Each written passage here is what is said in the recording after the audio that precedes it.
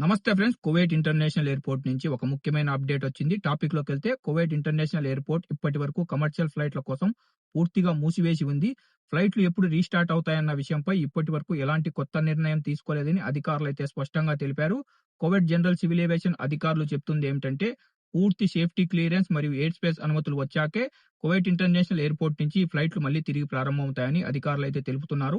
ఇప్పటికే technical team, civil aviation అధికారులు మరియు ఎమర్జెన్సీ సర్వీసులు కలిసి కువైట్ ఇంటర్నేషనల్ ఎయిర్‌పోర్ట్‌ను పూర్తిగా పరిశీలిస్తున్నారు. ఈ పరిశీలనలో భాగంగా radar system, runway condition, terminal safety స్టాండర్డ్‌ను అధికారులైతే పరిశీలిస్తున్నారు.